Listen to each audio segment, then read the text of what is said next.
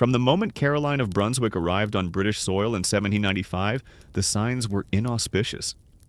She was to marry George, Prince of Wales, the heir apparent to the British throne, a match arranged for political expediency rather than personal compatibility.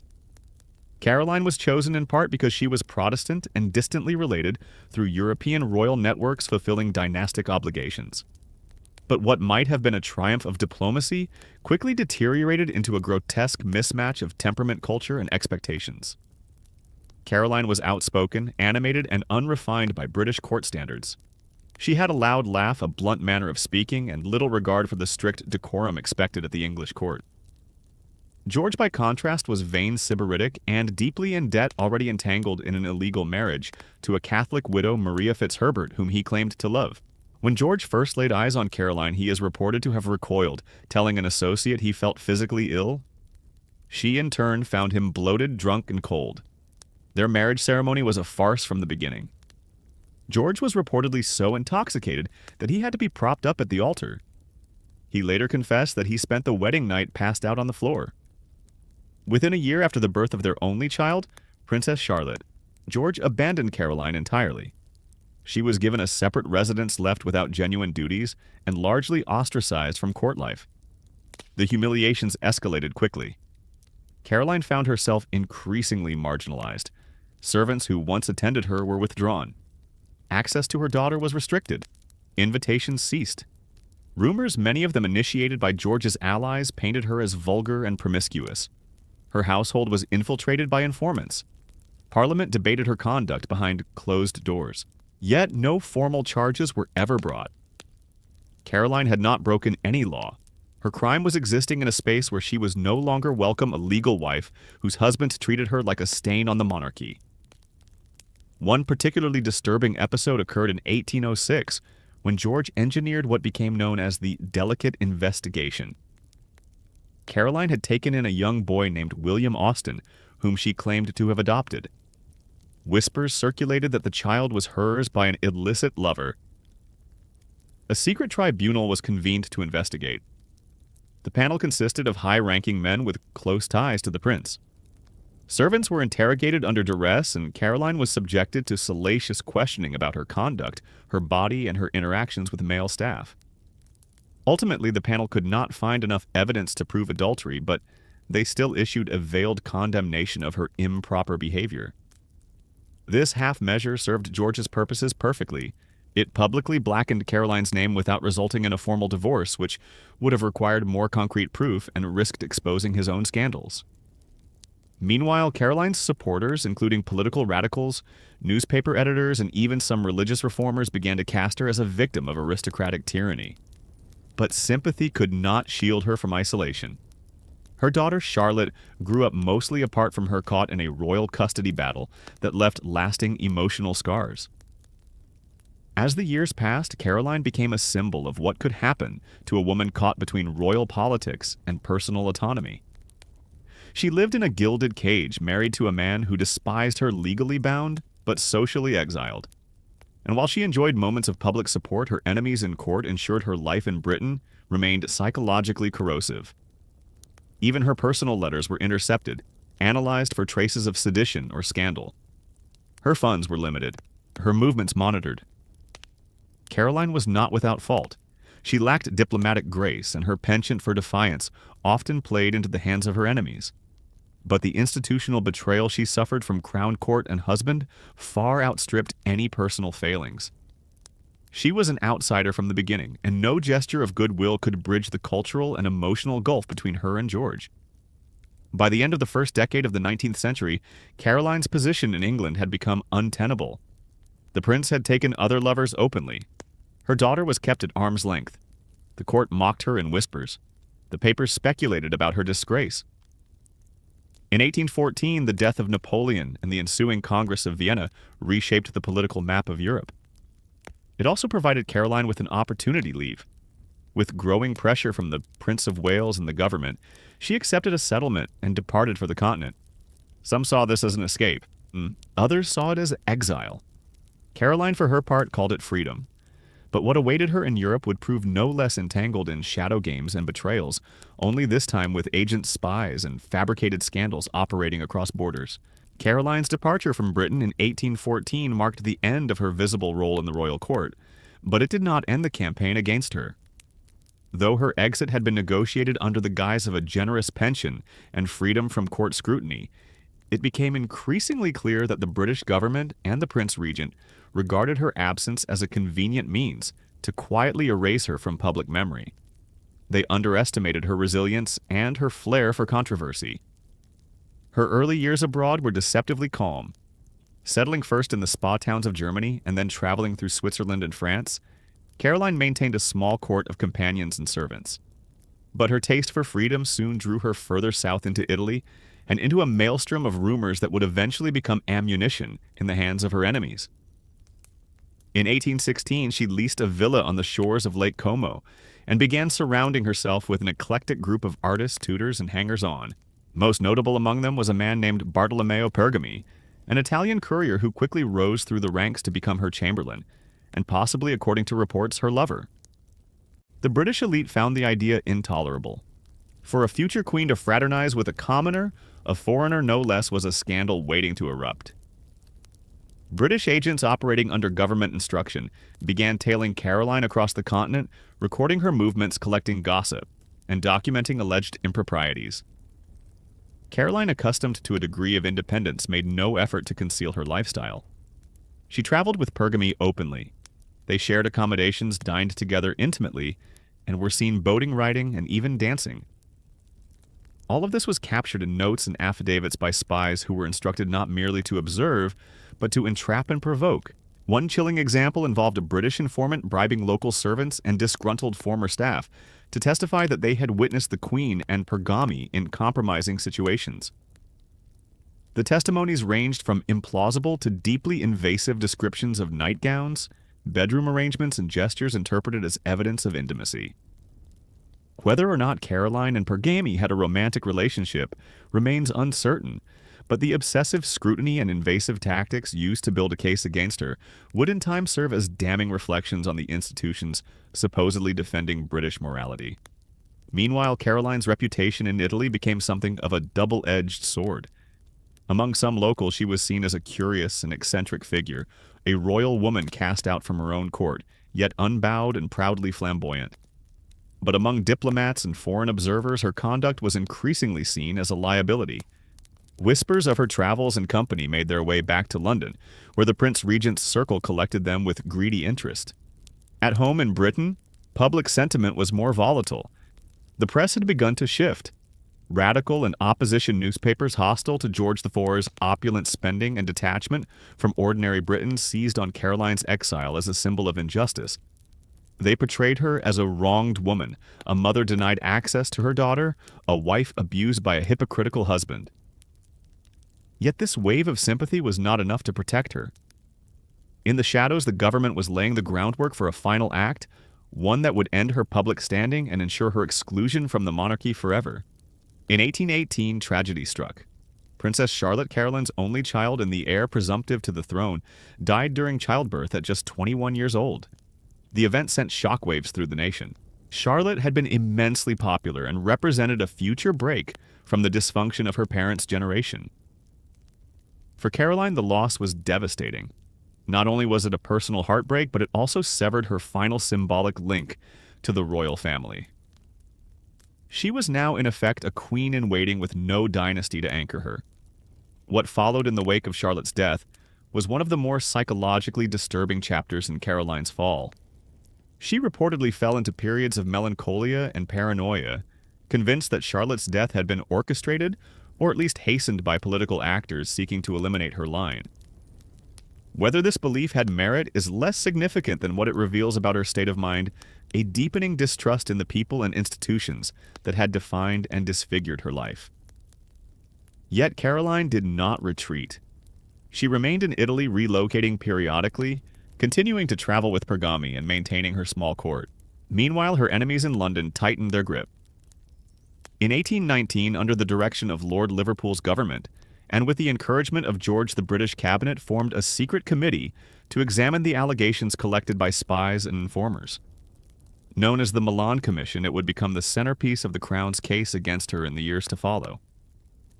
As this machine of investigation began to creak into action, Caroline remained unaware of its full scope, but she must have sensed the air tightening around her. Letters went missing. Allies grew distant. Italian authorities, under pressure from British diplomats, began to deny her certain privileges. Her passport applications were delayed. Visitors were discouraged from calling. The exile that had once seemed like liberation was slowly turning into a cage without bars, a form of diplomatic suffocation. And all the while back in London, her estranged husband awaited the death of his own father, King George III.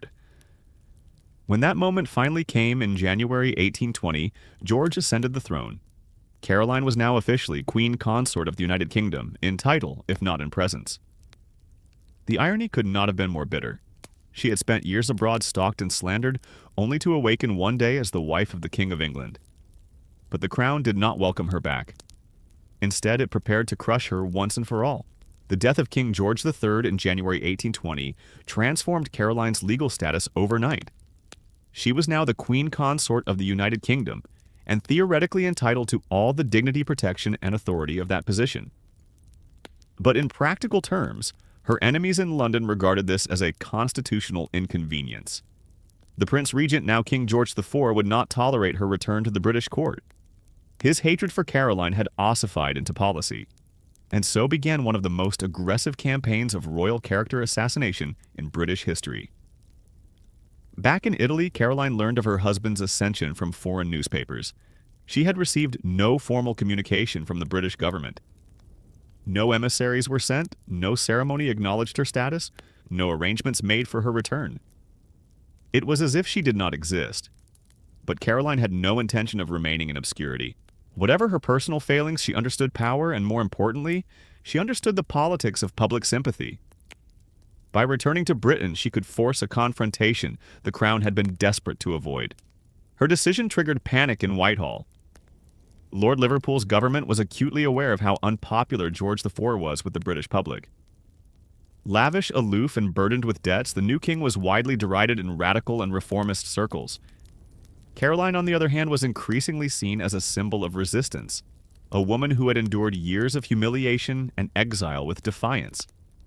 If she returned and was embraced by the public, it could trigger a constitutional embarrassment. Worse, it might empower the very political factions most hostile to the aristocratic establishment. And so the government turned to the only weapon it still controlled: scandal. The intelligence gathered during her time in Italy, much of it from the now infamous Milan Commission, was prepared for public consumption. Testimonies from Italian servants, innkeepers, and disgruntled former employees painted a lurid picture of Caroline's lifestyle. At the center of the allegations was her relationship with Bartolomeo Pergami. He was described as vulgar, ambitious, and sexually intimate with the Queen. Witnesses claimed to have seen them embracing sharing beds or engaging in behavior deemed inconsistent with her station. Caroline, meanwhile, was on the move. She left Italy in May 1820, traveling incognito through France and into Belgium, where she began organizing her journey back to London. The British government sent representatives to intercept her, not with threats but with offers. If she agreed to remain abroad and renounce her title as queen, she would be granted an annual income of $50,000, an enormous sum. But Caroline refused. "I am the Queen of England," she declared, "and I will be treated as such." Her return to England on June 5, 1820 was electrifying. Thousands lined the streets to cheer her arrival. Radical newspapers ran jubilant headlines. Working-class crowds gathered outside her temporary residence shouting, "God save the Queen." Within days, she had become a rallying point for anti-government sentiment. Reformers, dissenters, and critics of the monarchy found in Caroline a figure of moral outrage made powerful by suffering and public scorn. The government's next move was decisive and reckless. Rather than grant her any ceremonial recognition, they prepared a bill of pains and penalties, a proposed act of parliament that would legally strip Caroline of her title and dissolve the royal marriage. This was not merely a legal maneuver, it was a public trial disguised as legislation. If passed, the bill would assert with parliamentary authority that Caroline had committed adultery and was unfit to be queen consort. The effect was explosive. Political cartoons proliferated, many of them mocking George IV as a gluttonous tyrant and praising Caroline as a martyr. One particularly grotesque depiction showed the king attempting to bribe Parliament with gold, while Caroline, clad in rags, was led away in chains. Pamphlets circulated, alleging that the Milan Commission had been fabricated. Some radicals went further, suggesting that the king had committed worse sins, accusations of bigamy, cruelty, and moral degeneracy. The streets of London became a battleground not just of law but of public opinion. Behind the scenes, Caroline's life was far less triumphant. She was under constant surveillance. Government informers followed her movements, intercepted her letters, and documented her meetings. Her health began to falter under the stress. She suffered from insomnia, bouts of nausea, and episodes of unexplained fainting. Friends noted that her personality had become erratic at times, exultant and combative, at others deeply withdrawn.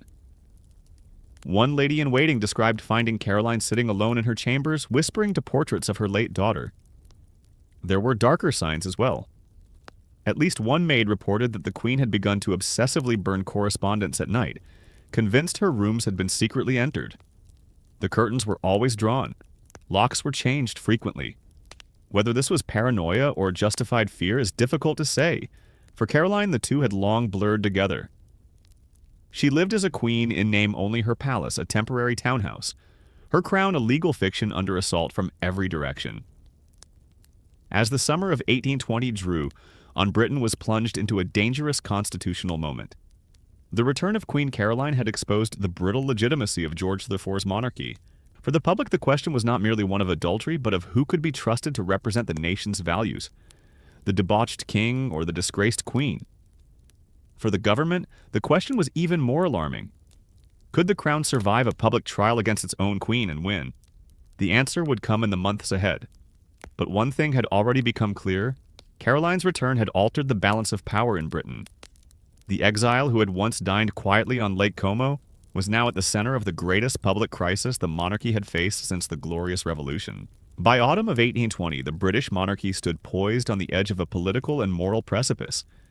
The government's response to Queen Caroline's return culminated in a singularly humiliating spectacle: the introduction of the Bill of Pains and Penalties into the House of Lords. Unlike a normal legal trial, this was an attempt to legislate her guilt, to accuse Caroline of adultery and strip her of her title by act of Parliament, rather than through judicial conviction. It was a dangerous move both politically and constitutionally, and it opened a floodgate of grotesque accusations and disturbing tactics. At the heart of the proceedings was the work of the Milan Commission.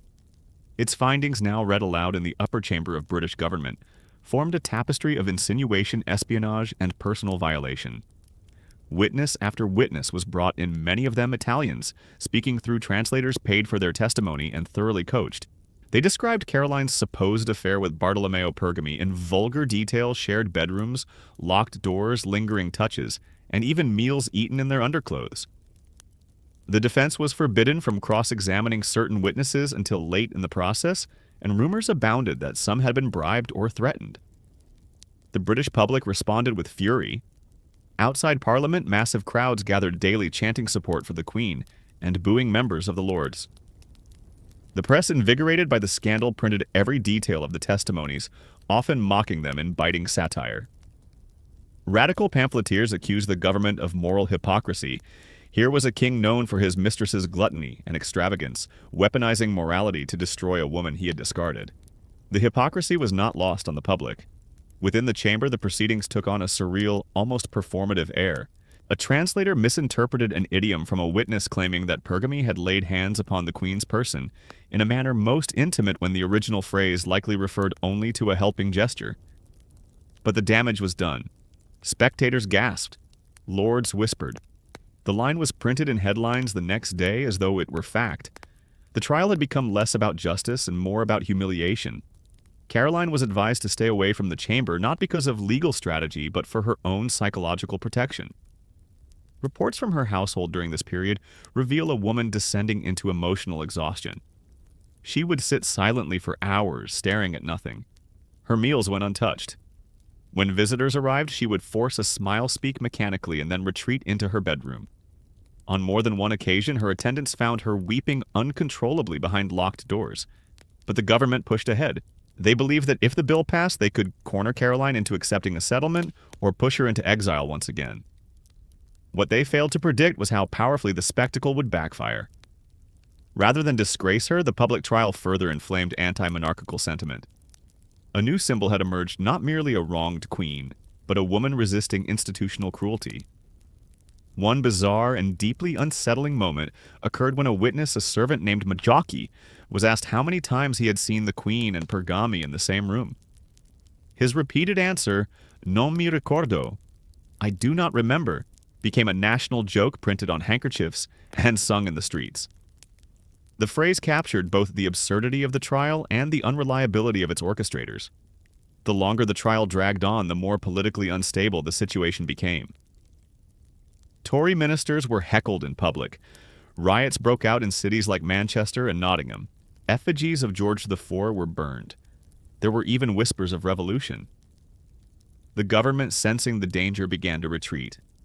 When the Lords finally voted on the bill in November 1820, it passed by only 9 votes, a margin too slim to proceed. Lord Liverpool, recognizing the threat to national stability, withdrew the bill before it could reach the House of Commons. For Caroline, it was a technical victory. She remained queen in title. Her enemies had failed to convict her. The public had cheered her endurance, and yet the cost was staggering. Her reputation, though defended by many, had been irreparably twisted by months of scandal. Her financial situation remained precarious. Her household was fragmented, and her mind was fraying under the strain of constant surveillance, legal pressure, and public scrutiny. What should have been a triumphant restoration became instead a slow unraveling. In the weeks following the collapse of the bill, Caroline attempted to reclaim her royal role. She petitioned to be included in official ceremonies. She demanded her name be restored in the liturgy of the Church of England. It had been removed by royal order. But the court ignored her. Ministers deflected. George IV made it clear she might bear the title of queen, but she would not be allowed the dignity of it. That winter, she relocated to Brandenburg House, a modest estate on the outskirts of Hammersmith. There, surrounded by a few loyal supporters, she entered a new kind of isolation, one cloaked in ceremonial failure. Her victory in Parliament had changed little in practical terms. She remained barred from court, shunned by diplomats, and increasingly haunted by the belief that she had been poisoned or that someone was still trying to poison her. One servant recounted that Caroline refused to eat unless the food was first tested by someone else. Her personal physician was ordered to inspect her wine. Doors were bolted at all hours. Caroline, once lively and theatrical, now paced the corridors in silence, clutching at letters from her daughter long since passed. The disturbing truth was that the Queen's public vindication had not brought justice, only a quieter form of punishment. The machinery of power had failed to destroy her outright, so it simply buried her under silence and absence. She had won the trial, but she had lost her place. Caroline's determination to reassert her rights as queen consort did not waver even in the face of social ostracism and emotional fatigue. In her mind, the next logical and symbolic step was participation in the most visible and sacred event of monarchical legitimacy, the coronation of her husband, George IV. Scheduled for July 19, 1821, the coronation promised to be a spectacle of imperial power, grandeur, and national ritual, and Caroline, though unwanted, intended to be part of it. The king, however, was equally determined that she would not. Months earlier, George had issued secret instructions to exclude Caroline from every facet of the event. No invitation had been extended. Her name was omitted from official documents. Behind the scenes, guards were briefed, entrances monitored, and contingency plans drawn in case she appeared. Yet Caroline's exclusion was never formally communicated to her, in writing, a cruel tactic that left her in procedural limbo and offered no legal ground on which she could object. The ambiguity was intentional. On the morning of the coronation, Caroline dressed in full regalia, a white satin gown, heavy velvet cloak, and a small golden coronet, and made her way to Westminster Abbey. What followed was one of the most publicly humiliating incidents in royal history. She first attempted to enter through the main doors. The guards under orders blocked her path. When she demanded admittance, they replied that they had no instructions to admit her. She protested loudly, drawing a crowd, but was forced to retreat. She then circled the abbey to a side entrance. Again she was denied. At a third entrance, the doors were shut in her face. Hundreds watched from the street as Caroline, queen by law but not by ceremony, pounded on doors, pleaded with sentries, and finally turned away defeated and pale with fury. The image of a queen being refused entry to her own coronation ignited another wave of sympathy from the public, but by now, exhaustion had replaced indignation. The coronation went on without her, a glittering display of pomp and hypocrisy presided over by a monarch widely regarded as debauched and unfeeling. For Caroline, the event marked not just political exclusion, but symbolic annihilation. The monarchy had publicly denied her presence in its most sacred rite, as if to erase her from history by theatrical omission. In the days that followed, Caroline's physical and mental health declined rapidly. Those close to her observed a stark transformation. She stopped eating regular meals and complained of persistent stomach pain. Her skin grew pallid and she suffered recurring fevers. Some chalked it up to heartbreak or humiliation, but the queen herself believed otherwise. She became convinced she had been poisoned, perhaps not all at once, but slowly, methodically over time. Physicians were summoned, among them her trusted Dr. Lushington. They prescribed standard treatments, tinctures, bleeding purgatives. None helped. Caroline's paranoia deepened. She insisted that her staff taste every dish and drink before she consumed anything. Her medicines were tested and sometimes discarded. Curtains remained drawn. Doors were barred at night. She claimed the king's agents were still watching her, that something had been slipped into her food, that whispers followed her in the corridors. These were not the delusions of an unstable mind, but the anxieties of a woman who had been under sustained political persecution for years. Whether her suspicions were founded or not, her terror was real and consuming. By early August 1821, her condition worsened. The pain was now constant. She struggled to stand or walk without assistance. Her breathing became labored. Still, the government offered no recognition, no gesture of reconciliation, no inquiry into her declining state. When she sent a request to speak with the Prime Minister, Lord Liverpool, it was ignored. A letter to the king's physician went unanswered. She was vanishing in real time, and the institutions that had once spent years plotting her destruction now responded with silence. On the evening of August 7th, Caroline asked to be alone. Hours later, her servants found her collapsed and unresponsive. She regained consciousness only briefly, long enough to speak her final request, that her body be taken to Brunswick, her homeland, and that her coffin bear the inscription, Caroline of Brunswick, the injured Queen of England. She died at 10:25 p.m. officially of an intestinal obstruction. She was 53 years old. The government, in keeping with its cold indifference, arranged a quiet funeral. But Caroline's supporters would not allow her memory to be buried so easily. As her body was transported through London to Harwich for the voyage to Germany, mourners lined the streets in the tens of thousands. When troops attempted to divert the procession away from the city center to avoid political unrest, violence broke out. Clashes with the military left several civilians dead. One was reportedly shot while trying to place a garland on the Queen's hearse. Caroline's final journey was not a funeral, it was a protest. Crowds marched with placards bearing slogans like "The People's Queen" and "Shame on the Crown." Her coffin became a symbol not of monarchy but of resistance. The government tried to silence her in life and in death, but her image now belonged to the streets, to reformers, to pamphleteers and radicals who would keep her story alive long after the palace tried to forget her. And behind the glittering walls of Windsor and Carlton House, George IV made no statement. He held no day of mourning. He never mentioned her name again. In the aftermath of Queen Caroline's death, the British government sought closure by way of erasure. There would be no public commemoration, no official inquiry, no royal acknowledgement. She was buried quietly in Brunswick, her homeland, in what is now Germany, in a ceremony befitting a minor royal, not a queen of the United Kingdom. Yet the events surrounding her death and burial were anything but quiet.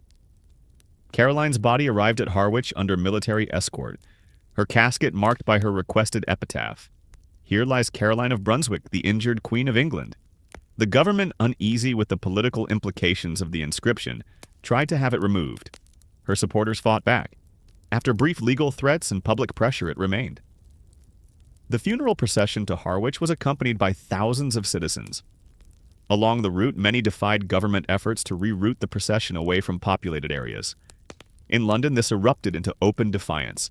Working-class crowds demanded the hearse pass through the city center. At Hyde Park, soldiers clashed with mourners attempting to direct the procession through Oxford Street. Shots were fired. At least 2 people were killed. A woman reportedly trampled while reaching for the casket. A man bayoneted in the confusion. The city reeled in horror. The monarchy had not merely shunned a queen, it had spilled blood to silence her memory. What followed was a strange, almost grotesque quiet from the crown. George IV never addressed the matter publicly. Court journals were instructed not to mention Caroline's death. Her name was left out of all royal communications. Within government, there was an unspoken consensus. Do nothing, say nothing, and let the public forget. But forgetting proved difficult. In reformist circles, Caroline's death became a rallying point. Radicals portrayed her as the ultimate victim of aristocratic oppression, a woman who stood up to the crown and paid with her dignity, her health, and ultimately her life. Satirical cartoons, ballads, and broadsides continued to circulate long after her funeral. One infamous woodcut depicted George IV feasting with grotesque glee, while a skeletal Caroline rose from the grave to drag his crown into the dirt. Another showed her ghost haunting Parliament, pointing an accusing finger at the benches of the Lords. For those who had known her personally, Caroline's death opened a deeper wound. Her close companion, Lady Anne Hamilton, who had stood by her during the trial, and the coronation debacle published accounts defending Caroline's virtue and accusing the government of institutional abuse. Private correspondence revealed even more disturbing possibilities. Some whispered that Caroline's illness had been suspiciously rapid and that her insistence on being poisoned might not have been hysteria after all. But no inquest was ever held. Her autopsy, performed by a royal physician and a small team of assistants, was vague. The official conclusion, a bowel obstruction, a catch-all diagnosis common in deaths, where further scrutiny was undesirable.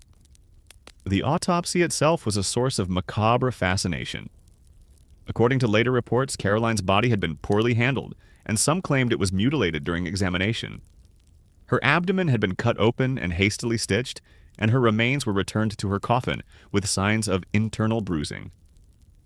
These details, though, never formally confirmed, circulated in opposition newspapers, and were used as proof of mistreatment even in death. For Caroline's enemies, her passing brought relief. George IV could now re-establish his public image without her shadow looming. Yet, even in victory, the monarchy had suffered irreparable damage.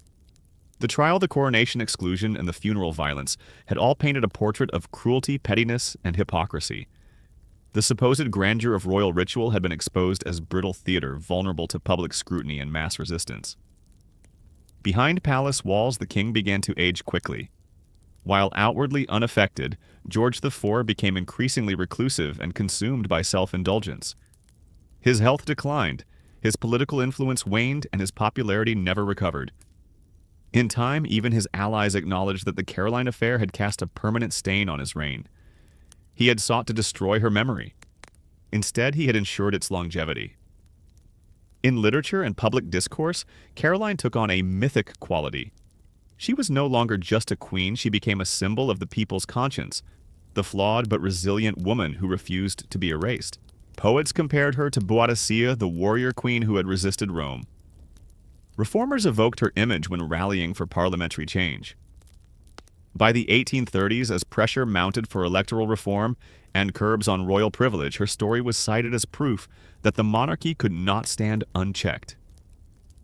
The most disturbing legacy of Caroline's downfall lay not only in her suffering, but in what it revealed about the institutions that orchestrated it. The weaponization of morality, the use of spies and coerced testimony, the manipulation of legal norms for political convenience all became precedents for future abuses.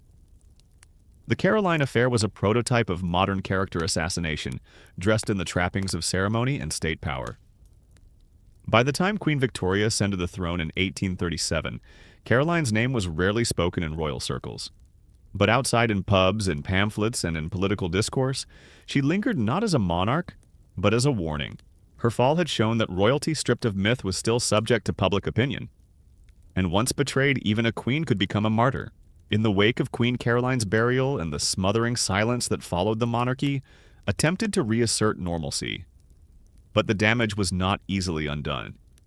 The events of 1820-1821 had cracked the facade of divine right and royal dignity.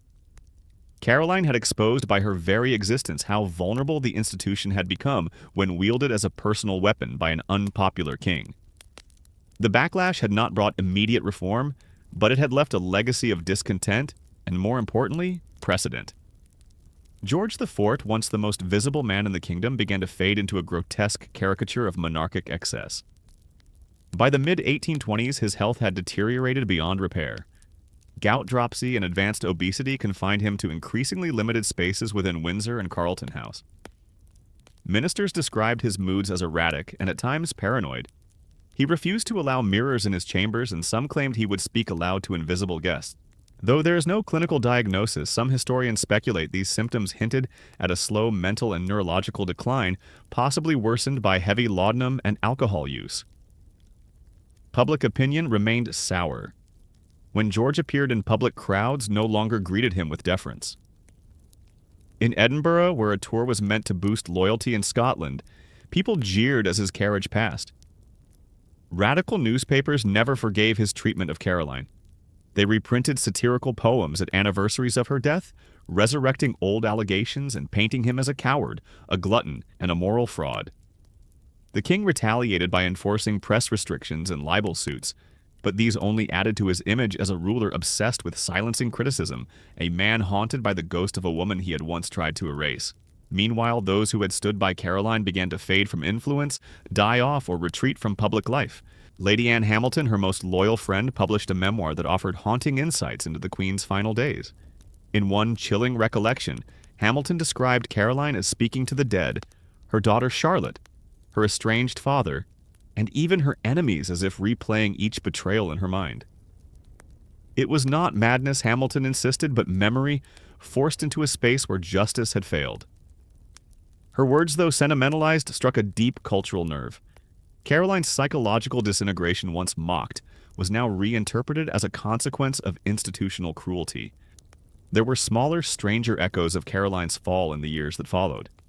A Scottish maid named Jane Graham published a sensational and likely embellished account claiming she had served as a kitchen hand in Caroline's Italian villa, and witnessed not debauchery but abuse, not from the Queen, but from the spies who stalked her. She described secret visitors at night, forged letters, and poisoned food sent by diplomatic pouch.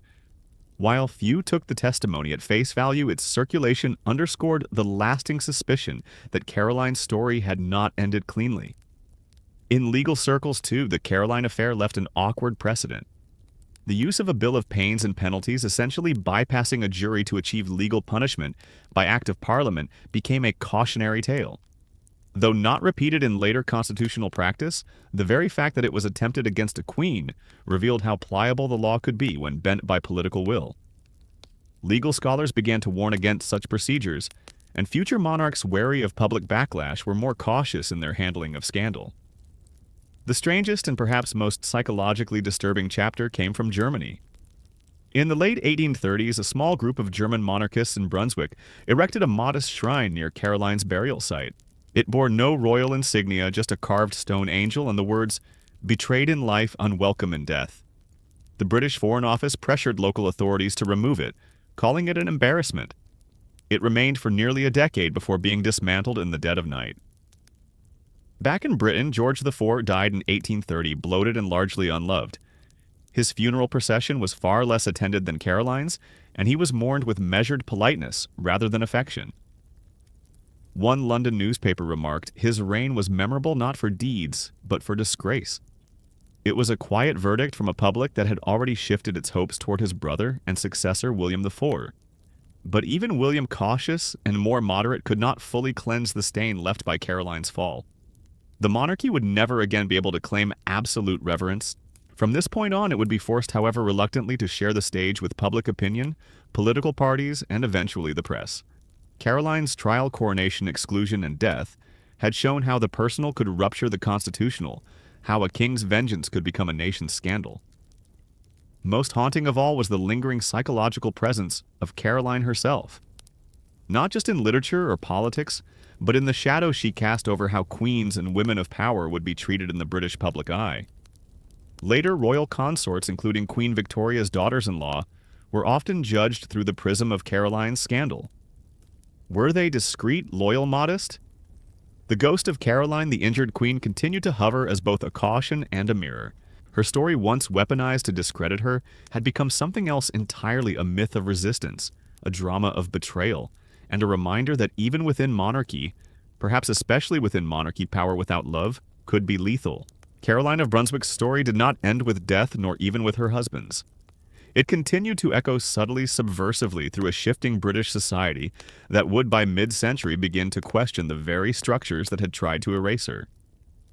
Her fall, far from being an isolated royal melodrama, had exposed deep structural flaws in how power was performed, protected, and policed within the British monarchy. In the years following her funeral, Caroline's name receded from official histories, but it thrived in places the crown could not reach: radical newspapers, anonymous broadsheets, political ballads, and whispered lore.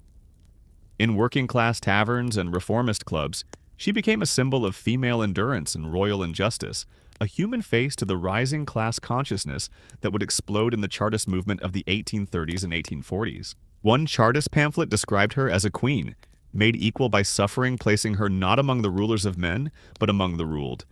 Even more intriguingly, her story began to serve as a kind of folk template for challenging unaccountable power. When Queen Victoria's early reign was threatened by rumors including unfounded claims of secret lovers or political manipulation, newspapers frequently referred back to Caroline's ordeal both as a warning and a precedent. The monarchy, it seemed, had learned something from its own overreach. Victoria's court remained fiercely protective of the Queen's image, limiting public trials of private virtue and carefully avoiding the kind of spectacle that had doomed Caroline. Yet in many ways, Caroline had also marked a turning point in how monarchy itself was perceived. No longer was royalty insulated from public scrutiny.